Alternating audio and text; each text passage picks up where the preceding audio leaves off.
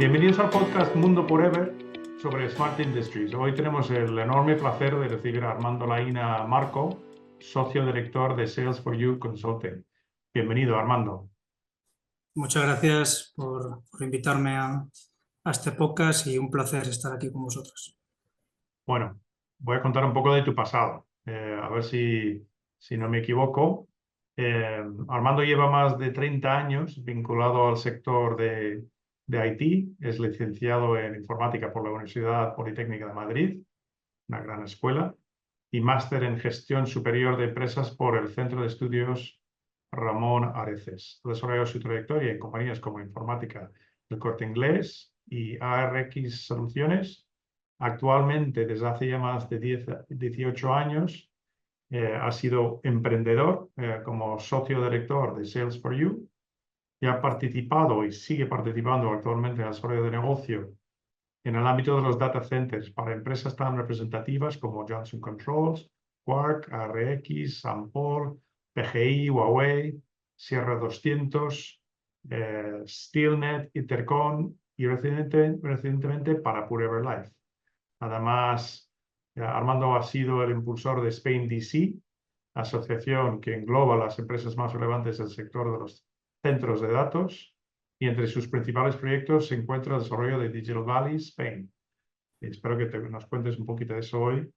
Es un espacio para data center que se desarrollará en una superficie de 500 hectáreas en San Sebastián de los Reyes y estamos encantados de escucharte hoy. Me voy a callar y voy a empezar a preguntarte sobre tu carrera, que muchos de nuestros oyentes quieren conocer un poco la persona detrás del ejecutivo y el emprendedor, en tu caso.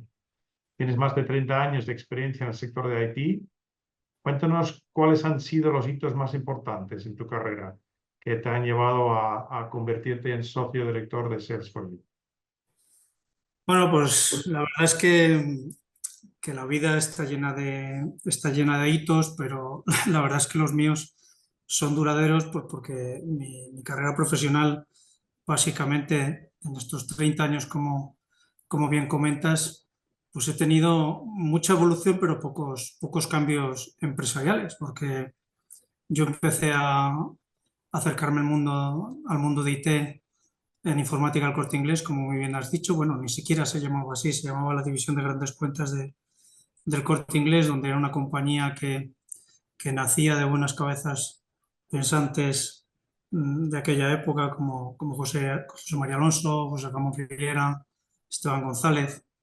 Bueno, fundamentalmente nació pues, para dar servicios IT a lo que era el grupo de empresas Corte Inglés, pero muy rápidamente se dieron cuenta pues, que las necesidades del propio grupo la tenía el mercado en general y bueno, pues se montó una tecnológica. Yo me incorporé cuando yo hacía el empleo 46 y la verdad es que llegó a ser la tecnológica más grande del momento. Allá por los años 2000 llegamos a alcanzar 2.000 millones de euros de facturación, posicionarnos en el top, rivalizando con empresas como Indra, IBM, HP, bueno, rivalizando y compitiendo porque éramos proveedores y clientes al mismo tiempo. Se llegó a sectorizar y lo que vendíamos era tecnología a las grandes organizaciones, desde ordenadores hasta desarrollos a medida, o cualquier cosa que fuera susceptible de informatizar.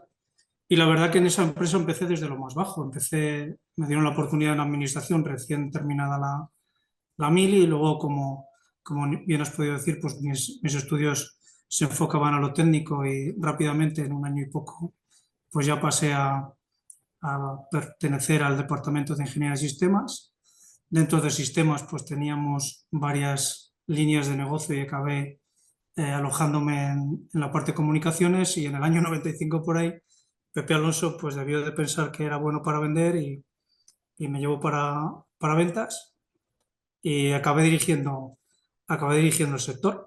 Y en el año 2003, bueno, acabé dirigiendo el sector a nivel nacional.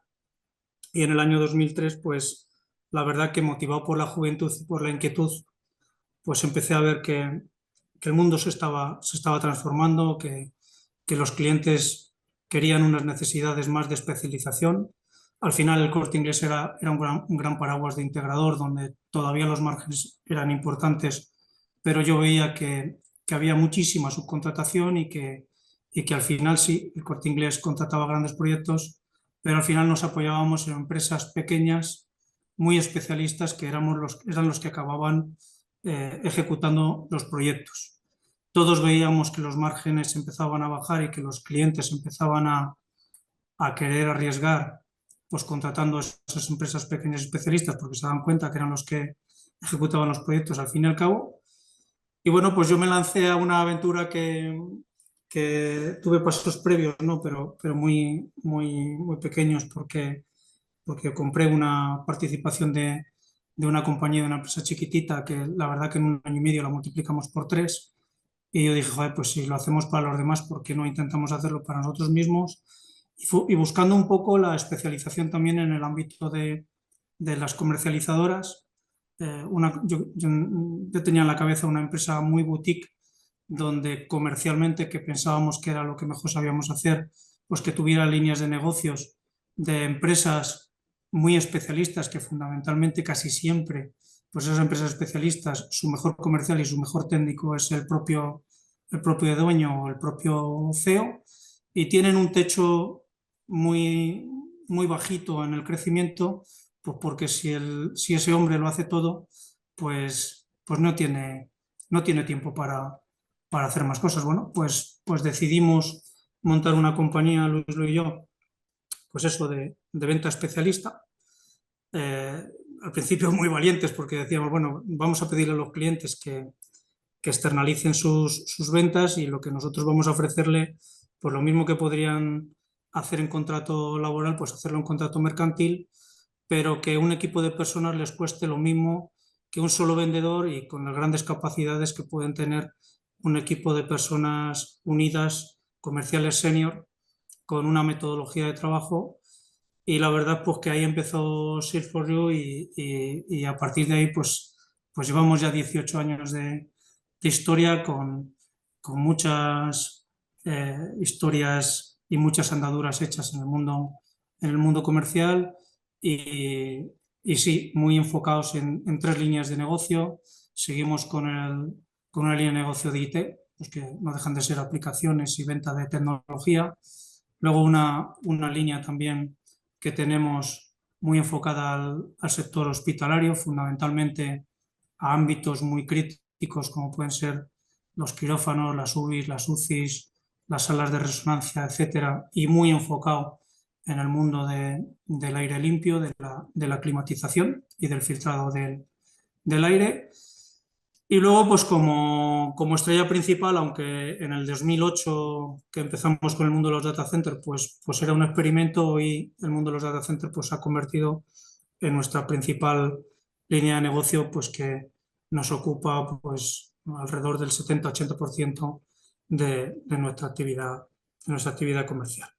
Y esos han sido los principales hitos en estos, como tú bien decías, 30 años, que me doy cuenta de que el tiempo va pasando para todos, pues de una carrera profesional como la que llevo, aunque todavía me queda muchísima montaña, pues porque todavía tengo una edad de 54 años y muchas ganas de hacer cosas.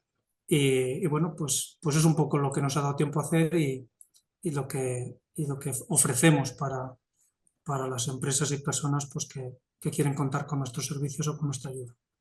Parece mentira, los años pasan volando y escuchándote hablar me hace pensar en la importancia de la primera empresa donde empiezas a trabajar. Siempre he observado en España que hay grandes empresas que las llamo yo empresas escuela, y sin duda el Corte Inglés es una de esas escuelas donde aprendiste en el sector tecnológico. También creo que mm, aprendiste también el noble trabajo de vender, que para mí al final es un servicio, un trabajo de servicio a los demás. Empezaste en la tecnología y sigues en la tecnología, pero ha evolucionado muchísimo la tecnología, está impulsando lo que son los data centers, y me gustaría que nos contaras un poco qué es lo que te motivó además me gustó ese concepto de venta especializada. Cuéntame un poco qué es lo que te motivó a especializarte en la venta especializada de productos relacionados con los data centers. Cuéntanos un poco de eso. Pues mira, aquí la verdad que como siempre hay que contar las cosas como son y muchas veces son fruto de una casualidad, porque si te soy sincero, Bill, nosotros no resistíamos a entrar en el mundo de las instalaciones, que para nosotros es lo que era.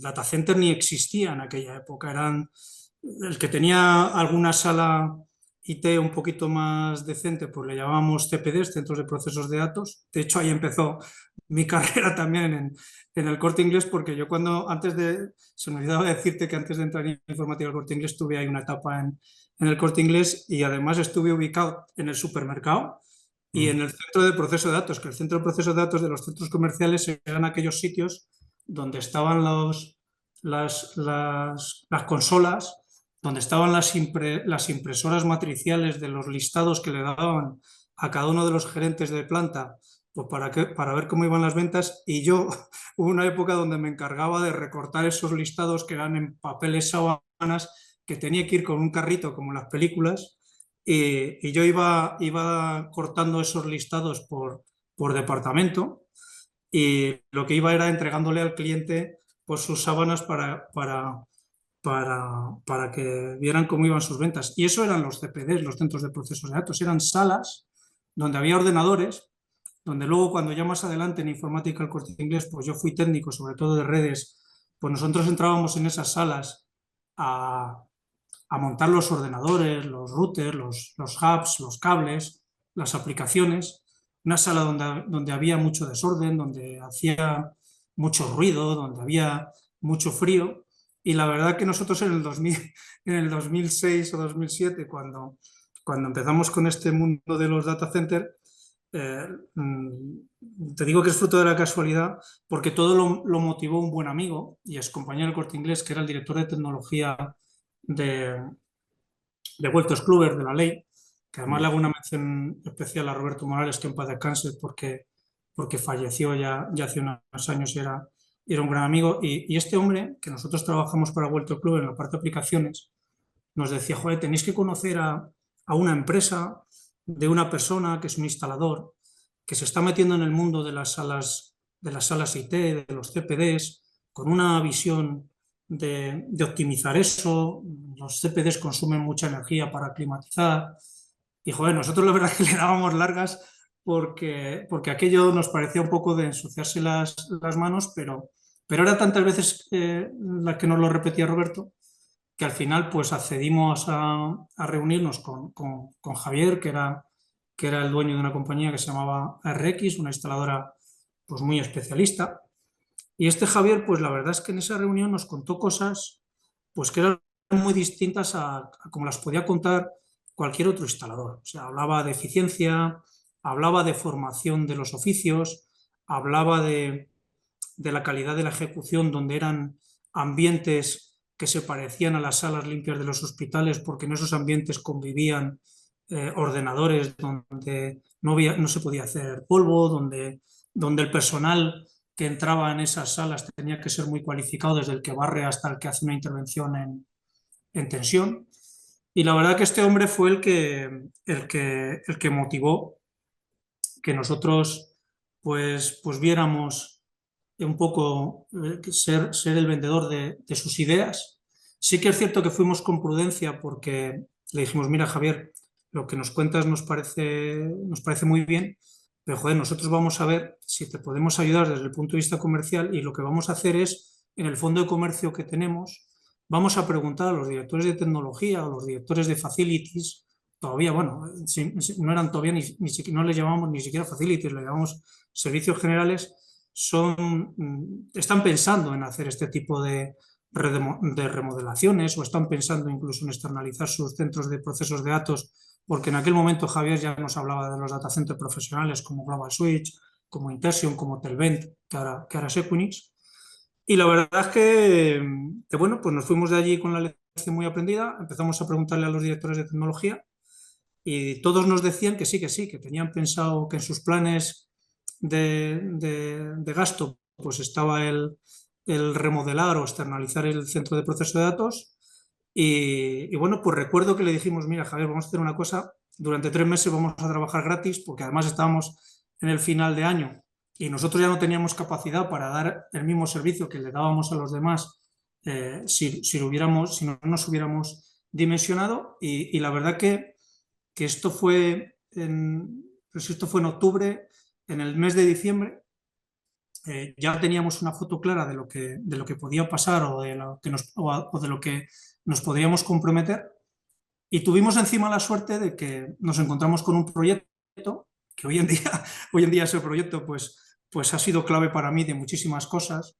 Era un proyecto de unos americanos que se llaman Nawasi, que querían hacer un centro de interconexión en las Islas Canarias, en Tenerife concretamente, y donde yo me entero también por casualidad de ese proyecto, de un buen amigo mío que venía de Miami y que me lo estuvo comentando. Y dice, oye, tú te dedicas a esto de los CPDs, ¿no? Tengo un amigo en Miami que es un dominicano que tiene una empresa que se llama Terremark, que van a hacer un gran data center, que además lo van a hacer centro de amarre de unos cables submarinos para dar interconexión desde África Occidental al sur de la península, y quieren hacer un amarre en Canarias pues para acabar un poco con el monopolio de las telecomunicaciones.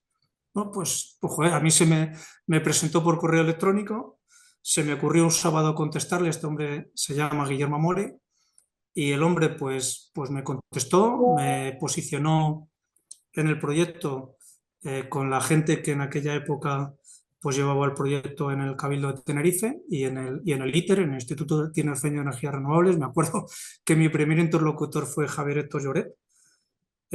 Montamos una reunión a la cual no pude ir porque me operaron de la rodilla ese mismo día y estuve a punto de cambiar la operación, pero fueron Luis, mi socio, y Javier, vinieron entusiasmados, y Javier vino con la intención de decir, oye, mira, no os podéis mover de aquí, os necesito de compañeros de viaje para hacer este desarrollo de negocio.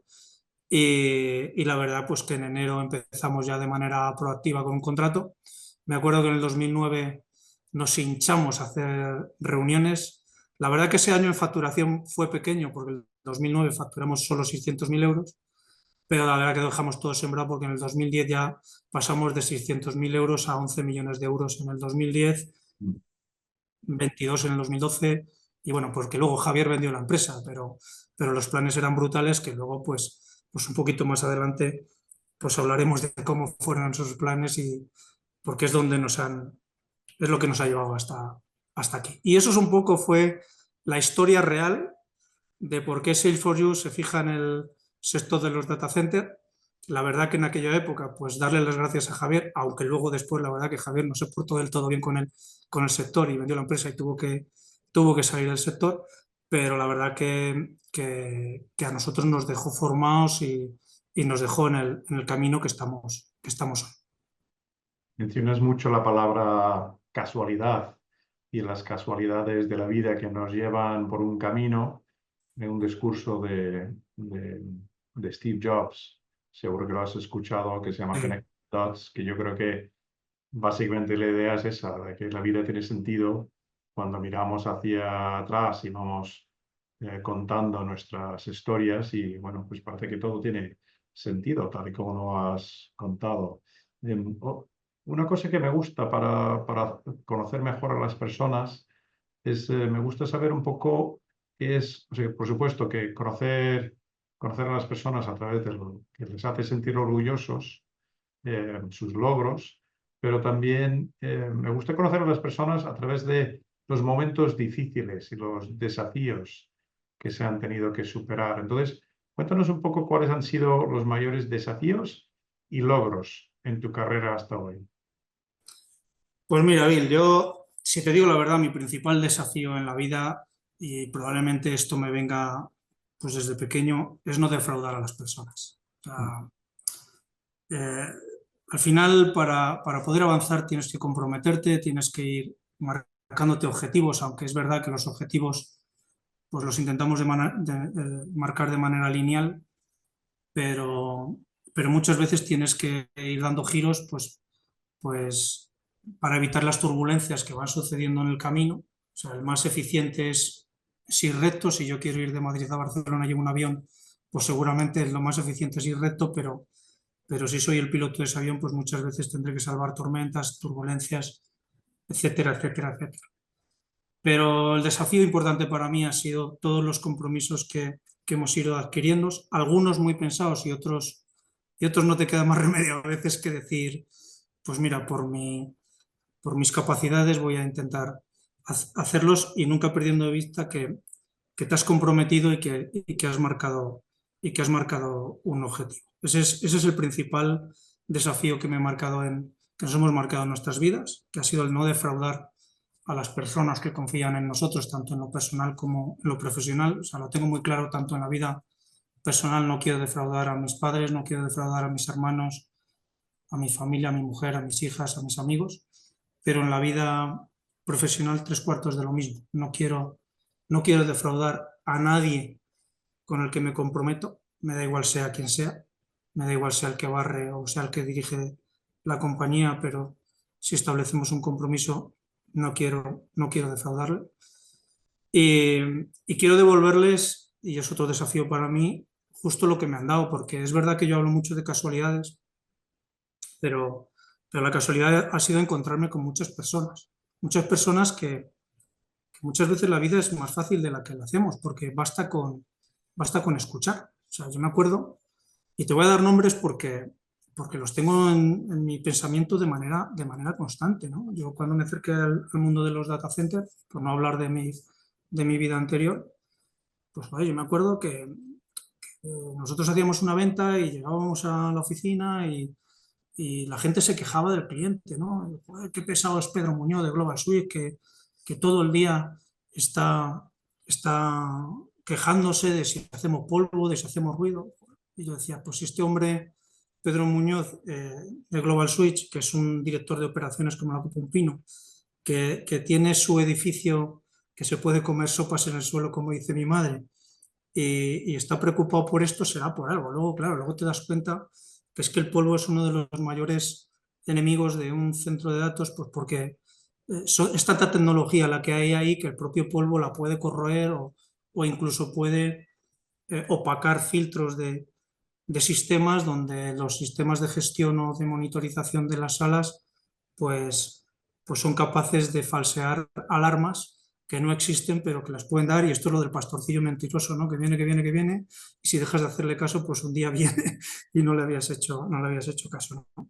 Entonces, hay muchas personas como Pedro, o como Fran, o como Robert, o como Markel, como muchos de estos, que, que nos han ido enseñando y otro de los retos es devolverles a través de dedicación, de cuando obtienes un compromiso pues porque te quieren contratar algo o te lo han contratado, pues devolverles esa no sé, pedagogía que han sido capaces de incrustar en nuestras cabezas para que después hagamos las cosas bien. Eso a nivel de los mayores desafíos, ¿no? A nivel de logros en la carrera, pues la verdad que solo ninguno, porque todos los logros que hemos obtenido, pues siempre han sido en equipo. La verdad es que yo he tenido la suerte de contar con una persona siempre a mi lado, bueno, fundamentalmente con dos. Uno es mi hermano, Pedro Pablo, pues que siempre ha sido aunque no trabaja conmigo, pero siempre ha sido mi consejero, pues porque yo no era antes tan calmado como a lo mejor lo soy ahora, pero luego otro pues ha sido Luislo. Luis y yo llevamos 35 años juntos y la verdad que Luislo, cada vez que he tenido, y joder, no quiero parecer arrogante con esto que te voy a decir, ¿no? Pero cada vez que he tenido una visión, pues me ha apoyado prácticamente sin preguntarme y, y llevándolo casi siempre una idea pues que a lo mejor he tenido yo o a partir de mí, pues prácticamente hasta las últimas consecuencias. Eh, Te puedo garantizar, Bill, que hay por proyectos que nos hubiéramos arruinado por el convencimiento que teníamos de que esos proyectos los íbamos a sacar adelante. Luego, como tú bien dices, nos hemos encontrado piedras en el camino, propias de la naturaleza, y luego también palos en las ruedas propias de las envidias o o de las malas prácticas que tienen algunas personas, pues cuando parece que alguien pues empieza a hacer cosas distintas, ¿no?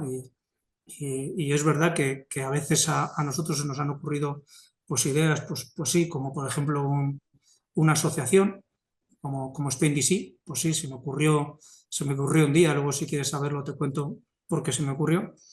Y proyectos como el de Digital Valley, que además es un proyecto que nace de escuchar a muchísima gente, de escuchar a mucha gente. Y, y además el escuchar a esa gente es el que nos ha dado la visión de la transformación que tiene, lo voy a llamar sector, aunque todavía no estamos denominados ni siquiera como sector, pero las necesidades que tiene un sector de transformarse desde el punto de vista de la ubicación, ya que todas las industrias, sea cual sea, se quedan obsoletas por ubicación, porque cada vez más van requiriendo pues actualizaciones y muchas veces las actualizaciones pues no se pueden hacer si no tienes unas ubicaciones concretas o que al menos tienen características que son las que requieren luego las infraestructuras, ¿no? Entonces, a nivel de logros, me queda todavía mucha carrera, pero a nivel de logros eso, bueno, vosotros mismos sois un logro para mí, ¿no? Un nuevo producto, el darle continuidad a una idea que alguien tuvo de desarrollar un producto como el que tenéis vosotros y será un logro el implementarlo. Lo que pasa es que yo creo que va a ser un logro mucho más fácil el implementar unas infraestructuras que probablemente pues el que pensó en el producto no sabía que era un producto tan excelente para las infraestructuras del centro de proceso de datos, de los data centers. Ahora vamos a pasar a hablar un poco de las tendencias en el sector, que está cambiando muchísimo y muy rápidamente, pero quiero recalcar un poco lo que has hecho. Has hablado en varias ocasiones de escuchar, y para que sepas que te estoy escuchando con mucho interés y mucha atención, pues me quedo con dos conceptos importantes de lo que has contado. Primero, el mayor desafío es no defraudar. Y una cosa que me doy cuenta después de haber trabajado muchos años aquí en España es que aquí todo se sabe. Entonces, tienes la oportunidad de fallar una vez en general y defraudar una vez. Entonces, la credibilidad de cada uno depende de eso, de tener ese compromiso con no defraudar, y más todavía en el tipo de trabajo eh, que tú haces. Entonces, pero primero me quedo con eso. Y luego, aunque se ha repetido mucho esa frase, hay una frase que me gusta mucho, que es lo de si quieres correr rápido, corre solo, y si quieres correr durante una larga distancia, pues lo tienes que hacer con un equipo. Y lo que has contado ahora es que los logros siempre son del equipo. Y nada, me quedo con esas dos ideas, escuchándote con mucha atención. Y ahora lo que me gustaría hablar es un poco de cómo está evolucionando el sector de los data centers. Eh, Cuéntanos un poco cuáles son las grandes tendencias en la industria, cuáles son los obstáculos que se están encontrando.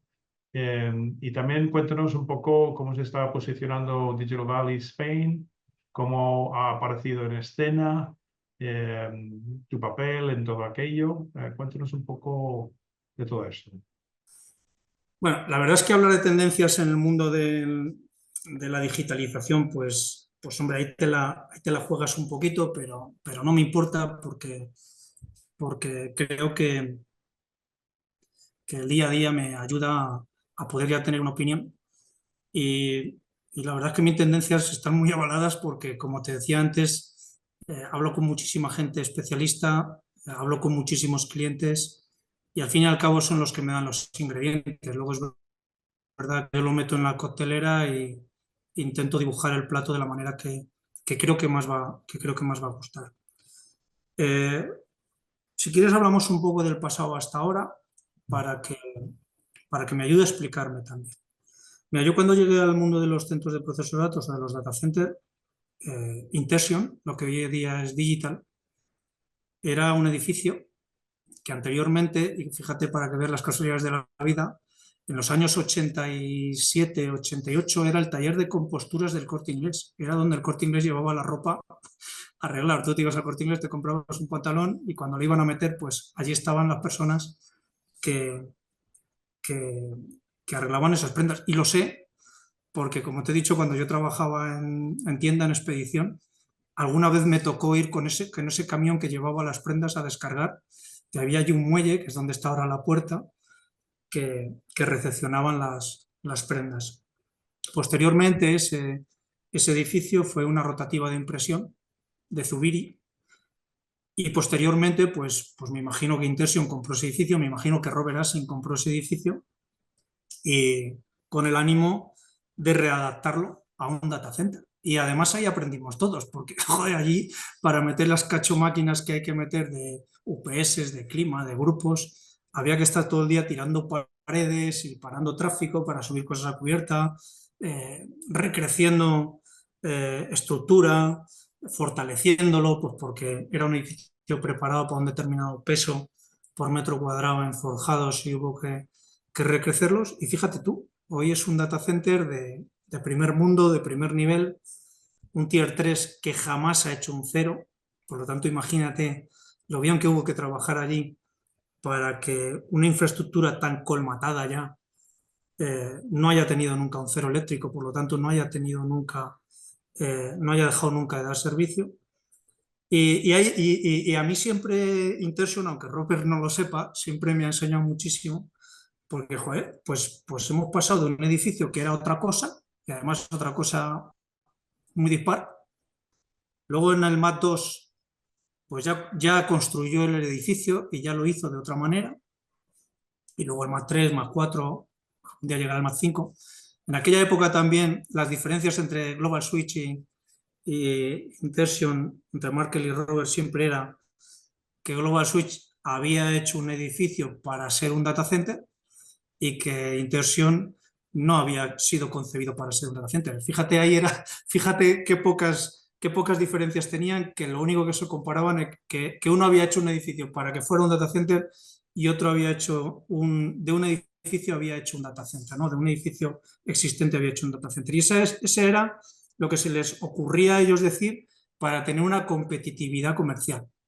Bueno, muchos años después, pues empezaron a llegar data centers y lo único que pedían eran pues, parcelas donde hubiera conectividad y potencia y algo de climatología no adversa para que se pudieran hacer data centers. Bueno, pues así nos hemos pasado desde los años 2000 hasta los años actuales, donde ha habido muchas empresas, de hecho han llegado muchas empresas, pues como Data4, como eShelter, lo que ahora es NTT, como la propia Equinix, como Cyrus One, que ya fueron a un modelo de efectivamente hacer un poco lo que había hecho Global Suite, tener una parcela con potencia y hacer un edificio específico para centros de datos. Bueno, pues así nos hemos pegado desde los años 2013, 14 hasta la actualidad. Todavía se siguen haciendo data centers en parcelas embebidas en un polígono. Pero bueno, pues hasta aquí hemos llegado. La necesidad de la demanda ahora mismo es absolutamente otra. También lo hemos aprendido en estos 5 últimos años porque ha venido mucha gente contándonos muchísimas cosas y nos hemos dado cuenta de que los data centers, tanto de los colos grandes como de los hiperescalares, ya no se pueden alojar en ese tipo de ubicaciones ni en ese tipo de parcelas. Se tienen que alojar en espacios con una serie de características donde se les pueda permitir implementar otro tipo de soluciones, fundamentalmente en el ámbito de la sostenibilidad, y, y que se puedan construir y diseñar con un ecosistema alrededor que sea el que les va a dar luego la competitividad o el crecimiento que estas empresas andan buscando cuando se alojan en un país. Y además, ahora ya sí que hay una gran diferencia. La diferencia de antes era que era un negocio aislado para dar conectividad y procesamiento a aplicaciones de las empresas, pero ahora ya esto cambia. Ahora viene el mundo de la digitalización, donde aparecen cosas y digo cosas porque hace un año ni existían, como es la inteligencia artificial. También hablamos del blockchain, del vehículo autónomo, de la robótica social, de la telemedicina. O sea, aplicaciones tecnológicas que requieren de una cantidad de procesamiento brutal y de hiperconectividad y además a baja latencia, y que además requieren estar en sitios o en ubicaciones donde está la población masiva y donde esas ciudades tienen que estar hiperconectadas. Entonces, creo que el futuro de las tendencias de la industria de los centros de datos va por diseñar y construir campus o valles digitales donde los modelos constructivos que se necesitan para dar cobertura a la nueva capacidad de procesamiento, que dicho sea de paso, pues nos hemos pasado casi 2 décadas diseñando a una densidad de potencia de una media de 3-4 kilovatios por rack, y ya estamos hablando de densidades de potencia de 70, 80, incluso hasta 150 kilovatios por rack, y como nos podemos imaginar, eso en términos de eficiencia, pues los modelos constructivos no pueden ser los que eran, ¿no? Ni las climatizadoras pueden ser los que eran, ni la forma de llevar la energía puede ser la que era. Y yo creo que por ahí está el gran cambio de nuestro sector, y es a lo que le tenemos que dar cobertura, porque además si no se la damos, Bill, tenemos riesgo de que España no sea lo que todos queremos que sea, que es el hub del sur de Europa. O sea, si no damos estas infraestructuras o estos espacios caracterizados con la demanda que tienen, difícilmente se van a fijar en nosotros los grandes inversores, pues porque se tendrán que ir a otro lado si no se lo damos. Por lo cual ahí está la tendencia de la industria. Si quieres, luego cuando hablemos de Digital Valley, porque Digital Valley lo hemos diseñado con esa visión y con esa demanda. También es verdad que lo hemos tenido un poco más fácil porque hemos escuchado, como te digo, 1000 veces a mucha gente, y la idea nace de toda esa gente. Lo que hemos vuelto a hacer es meterla en la coctelera y desarrollar un proyecto que, bueno, pues que está teniendo mucha demanda. ¿Bien? Mm. Lo que me viene a la mente cuando estabas contando sobre todo el cambio en el consumo de energía, la explosión del uso de inteligencia artificial, que yo creo que la mayoría no lo pensamos cuando lo utilizamos con las nuevas herramientas que han aparecido pues, hace muy poco tiempo, nos damos cuenta de que esto consume muchísima energía. Y yo no sé si va en ese sentido o en otro la idea de crear un campus, que para mí yo creo que hacia donde nos vas dirigiendo la conversación es hacia el tema de Digital Valley Spain. Cuéntanos un poco cuáles son los hitos principales en el proyecto, porque el proyecto pues es un proyecto que dura 16 años, o sea que desde el inicio de la construcción, el primer trimestre de este año, hasta que esté a pleno rendimiento en el 2040, ¿cuáles son las diferentes etapas que tiene que pasar? Bueno, antes me preguntabas de obstáculos, y aunque yo por ahí quiero pasar muy por encima, pues porque muchas veces los obstáculos nos los ponen las personas, pues porque no hacemos pedagogía, no lo explicamos bien, porque la verdad es que el ser humano comete muchas aberraciones y es muy fácil echarle la culpa a los demás, ¿no? Los principales obstáculos que tenemos a la hora de implementar todos estos tipos de infraestructuras fundamentalmente son, pues eso, el acceso a la potencia. Bueno, ya estamos trabajando en eso y hay que explicarlo bien, y hay que ayudar a la gente que diseña y dimensiona las infraestructuras eléctricas. Hay que ayudarles, no hay que cabrearse con ellos, sino todo lo contrario. Hay que insistirles y hacerles mucha pedagogía de qué es esto, de cuáles son los riesgos si no lo hacemos. Yo, pues, cuando me reúno con Red Eléctrica o cuando me reúno con el propio Miteco, lo que hacemos es un trabajo pedagógico de decirles cuáles son nuestras necesidades y el por qué, porque si no, no nos van a ayudar. Y de hecho, pues yo me acuerdo pues que algún director general que nos ha dicho ya, pero y dentro de todos estos proyectos, pues ¿cuál es el real, ¿no? O sea,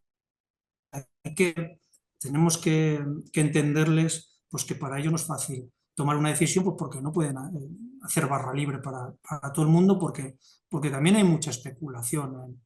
Cuando un negocio es millonario, como son todos estos, pues aparece todo tipo de empresas o personas pues que también quieren aprovecharse un poco de la situación. Entonces, el principal obstáculo que tenemos ahora mismo está siendo el de acceso a la potencia, pero ahí tenemos que trabajar en explicar bien tanto al MITECO como a Red Eléctrica cuáles son las necesidades de la demanda del sector y darles fiabilidad sobre los proyectos e identificarle lo que suena real y lo que no es real.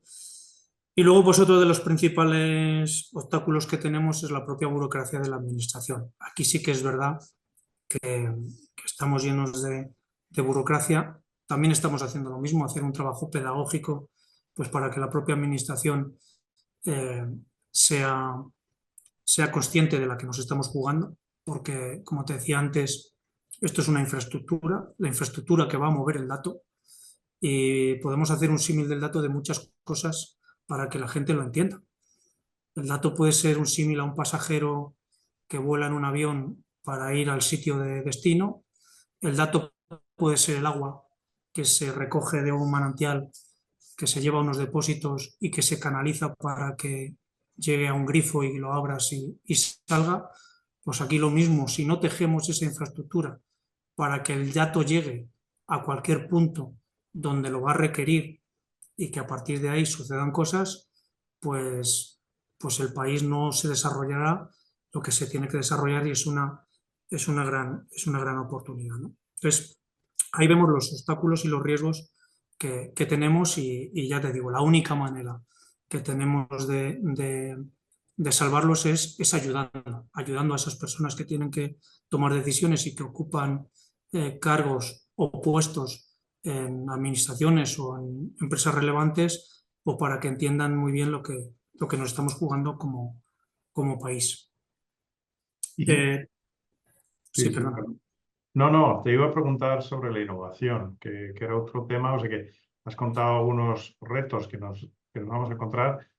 Además, ha salido un par de veces retos burocráticos, y me pregunto si las innovaciones que tú estás visualizando en términos de infraestructura y el futuro de los data centers, si nos puedes contar un poquito más sobre lo que estáis haciendo en Digital Valley Spain.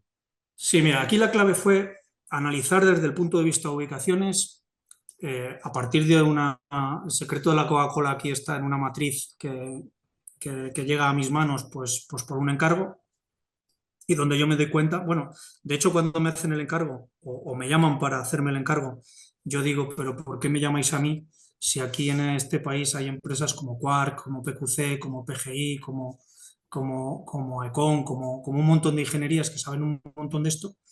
Y yo al final soy un desarrollador de negocio, es verdad, muy específico, muy de nicho, pero yo creo que para este trabajo, pues mejor una ingeniería. Y la verdad que la respuesta que me dieron es, mira, al nivel que necesitamos saber, creemos que una ingeniería, pues estaría bien, pero no la necesitamos porque es un nivel somero, pero, pero lo que vamos buscando es neutralidad. O sea, nosotros nos hemos fijado en una compañía como Shift4You, pues porque primero conocéis a todo el mundo y os conoce todo el mundo, y segundo vais a ser muy neutrales, porque no tenéis intereses cruzados para hacer este trabajo. Entonces aquí lo que se nos pidió fue analizar 11 ubicaciones dentro de la geografía de la Comunidad de Madrid, porque estas grandes empresas tienen claro que quieren empezar por Madrid. Madrid es la región mejor hiperconectada gracias a Interxion y a Global Switch, y eso a lo mejor no todo el mundo lo sabe, pero tanto en Interxion como Global Switch amarran todos los cables submarinos, también en Equinix, todos los cables submarinos que hay en la geografía. España es el quinto país del mundo mejor hiperconectado. Mm. Amarran en nuestras costas 35 o 36 cables submarinos, pero todos llegan a estas empresas que te he contado. Por lo tanto, las grandes nubes y los grandes colocation, lo que tienen claro que para desarrollar el país, lo primero que tienen que montar son grandes centros en Madrid. Bueno, pues se nos dan 11 ubicaciones con una matriz, de las cuales nos dicen que hagamos un estudio pormenorizado y donde nos dicen que vayamos diciendo por ubicación cuál es el porcentaje de cumplimiento de esa matriz. Bueno, pues nos pegamos 9 meses, fundamentalmente yo ensuciándome los zapatos, porque la verdad que los sitios casi todos eran coincidentes con sus estaciones eléctricas. Y bueno, por no hacerte el chiste muy largo, pues llegamos a la conclusión del estudio, que de las 11 ubicaciones solo una cumplía el 100% de la matriz y solo dos se acercaban al 80%. El resto estaban por debajo del 50, 40%. Por lo tanto, ahí nos dimos cuenta que no cualquier suelo valía. Mm. Curiosamente, en la matriz habíamos trabajado algunas veces también buscando ubicaciones y siempre la primera posición de las matrices eran potencia, conectividad, climatología.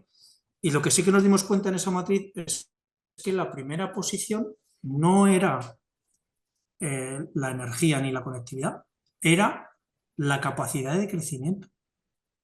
La segunda posición era sostenibilidad. Luego ya sí, la tercera y la cuarta, la tercera era potencia y la cuarta era conectividad.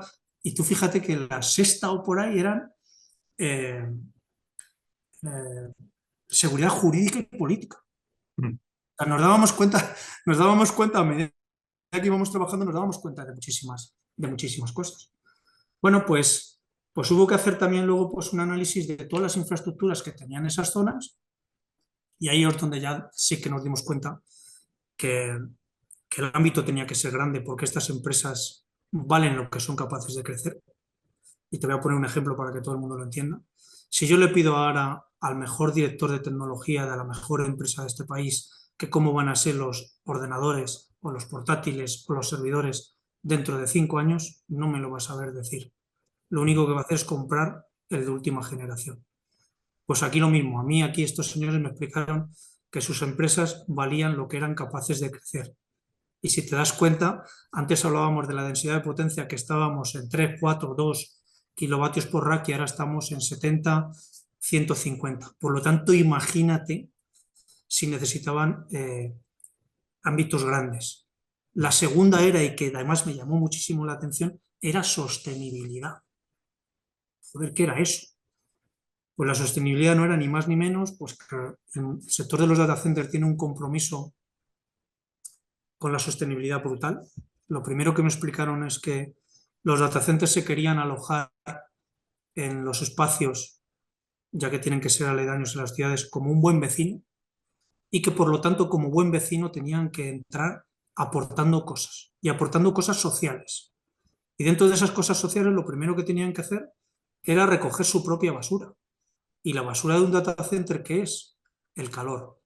Por lo tanto, tecnológicamente les tenía que permitir, antes de disipar ese calor en la atmósfera, poderlo recuperar y al final el calor que es una energía térmica, que además la puedes convertir en un proceso de agua caliente sanitaria, de si con bombas de calor elevarlo y convertirlo en vapor para cualquier proceso. Por lo tanto, tenían que ser espacios que estuvieran aledaños a centros donde no tuviésemos que impactar en lo existente, pero se pudieran hacer las galerías de reconducción de ese calor hacia centros de consumo. Bueno, pues que hubiera hospitales, que hubiera pues empresas que de una manera 365 pues utilizaran el calor en sus procesos. Un hospital es perfecto porque encima es un ámbito social, ¿no? Donde ahí sí que te acercas ayudando. En el hospital constantemente se está consumiendo agua caliente sanitaria, pero también constantemente se está utilizando la lavandería, que ahí sí que ya pues consume muchísimo calor. Bueno, pues básicamente los espacios deben de tener todas y cada una de las características que requieren los distintos modelos constructivos que los principales clientes van a necesitar para poder construirlos en las ubicaciones. O sea, hay que intentar tener espacios donde, por supuesto, tengan potencia, donde, por supuesto, tengan conectividad, pero que tengan también agua, pero que tengan también gas. Sí, a lo mejor hay alguien que se echa las manos a la cabeza, pero sí gas. Recientemente Microsoft ha anunciado que ha hecho un data center, creo que ha sido en Francia, que utiliza gas para sus generadores, ¿no? Para sus turbinas. Bueno, pues son pasos previos, además, para obtener el objetivo, y antes hablábamos de objetivos y de no defraudar, para obtener el objetivo de en el 2030 los data centers que sean emisiones cero o incluso con recuperación de calor podemos llegar a emisiones negativas.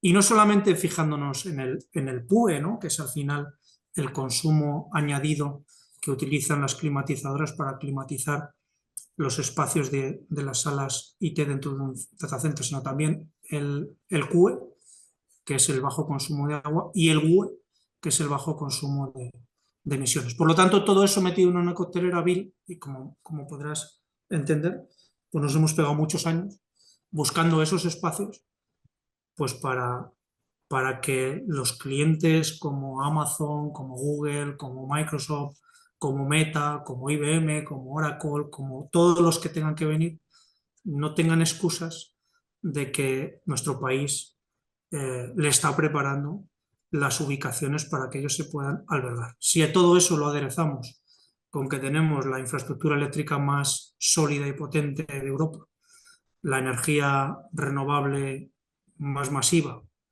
y la más barata, y en que encima somos el continente más cercano al africano, al americano, que somos la puerta de entrada a Europa y Asia, pues lo que a mí me gusta dejarle a un cliente siempre es sin excusas para que no me pueda comprar a mí, pero no debatiendo con él y diciéndole que lo mío es lo mejor, sino volviéndole a escuchar, intentando identificar lo que necesita y preparándoselo para que se aloje.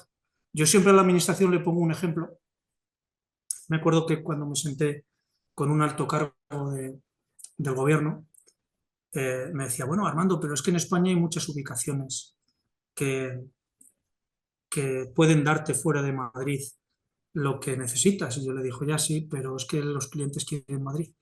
Entonces, si un cliente americano que quiere venir de vacaciones a Sitges, yo me lo llevo a Marbella, por muy bonito que sea Marbella, pues no le he estado dando la plena satisfacción. Ya lo llevaré a Sitges en el siguiente viaje, pero me está pidiendo que le lleve a Marbella. Y además, como en este caso Madrid tiene las características más que suficientes para darle satisfacción al cliente, pues hagámoslo. Ese es un poco, en resumen, y contado como puedo, pues en qué consiste Digital Valley, no solamente en Madrid, que sepas, y ya te anuncio, y aquí sí que en primicia Bill, que ya hay más Digital Valley, no te puedo decir todavía las ubicaciones, pero todos los Digital Valley obedecen a la misma estrategia y a la misma, bueno, más que estrategia, a las mismas necesidades que son la satisfacción de los clientes que se quieren alojar. Me pasa un poco como con vosotros, ¿no? Si un cliente quiere montar un producto que tenga una determinada resistencia al fuego, que tenga una densidad, que tenga, pues hombre, os tendré que decir lo que quiere el mercado es esto. Y tú como buen fabricante lo que tendrás que hacer es, pues hombre, fiarte de lo que te dice el cliente y apostar por desarrollarlo. Pues aquí lo mismo. Escuchándote hablar, me genera la sensación de que, bueno, yo creo que podemos sentirnos bastante satisfechos en España de haber hecho bastante bien los deberes en una situación muy sorprendente. Y por otro lado, me genera la sensación de que el futuro está lleno de incertidumbre. Y para seguir haciendo los deberes en un mundo con tanta incertidumbre, la pregunta y la última pregunta ya que te hago para dejar que te marches, eh, la pregunta que te hago es ¿cuáles son tus objetivos y expectativas a largo plazo para Sales for You, los proyectos en los que estás involucrado, para seguir haciendo también los deberes de cara al futuro? Pues mira, los objetivos siguen siendo los mismos, Bill. Los objetivos siguen siendo no defraudar. Los objetivos ahora mismo con los proyectos que tenemos encima de la mesa, como por ejemplo puede ser el Digital Valley, pero no por Digital Valley ser tan grande vamos a dejar de, de- de estar donde estamos y de hacer lo que hacemos. Para nosotros aquí lo importante es la vaca, pero no menos importante es el ecosistema. O sea, una Mm, vaca sin el agricultor que le cultiva la alfalfa, sin el que la ordeña, sin el que la limpia, sin el veterinario que la cuida, sin el que la aloja, la vaca se muere. Por lo tanto, el objetivo sigue siendo el mismo, no defraudar. En un proyecto tan importante, no defraudar a las administraciones, no defraudar a los ministerios que tanto tienen que hacer para que esto se lleve a buen puerto, no defraudar a los inversores, porque al final son ellos los que se tienen que sentir cómodos en un proyecto de estas características, no desarrollar a los socios, porque no nos olvidemos que las startups casi todas fallan por lo mismo y es por los egos de las personas, por lo tanto, siempre que hay que estar ahí intentando no defraudar a nadie. Y en el ámbito pues, del ecosistema, no defraudar a todas y cada una de esas empresas que estáis apostando por un sector por lo que nosotros os estamos diciendo. O sea, ese es el principal objetivo porque sabemos que si todas las empresas o todo el ecosistema en este país nos ponemos cada uno con sus estrategias, ¿no? Y con sus objetivos, pero si todo nuestro objetivo principal es dar satisfacción a las necesidades del sector o del mercado, pues a todos nos va a ir mejor de lo que nos va, ¿no? Entonces, ese es fundamentalmente mi principal objetivo. Pues estoy muy, muy agradecido del rato que me has dedicado, Armando. Voy a intentar resumir algunas reflexiones, pero primero, pues para la gente que está en un momento de iniciar sus carreras, creo que un poco lo que saco de tu carrera, para tener una carrera de éxito, yo creo que los inicios son muy importantes. O sea, que estudiar una gran escuela como la Politécnica, empezar en una casa como lo que es el Corte Inglés, que te forma y que te prepara para el futuro.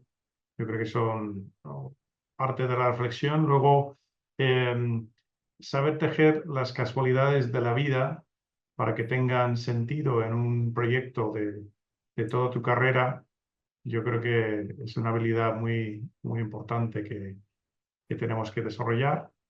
También la reputación de cada uno, yo creo que depende de lo que decías, de no defraudar. Eh, y yo creo que también, pues, hacer los deberes, ¿no? Y prepararnos para el futuro, aunque el futuro sea incierto, yo creo que hay que trabajar para que nos pille con los deberes hechos y trabajando.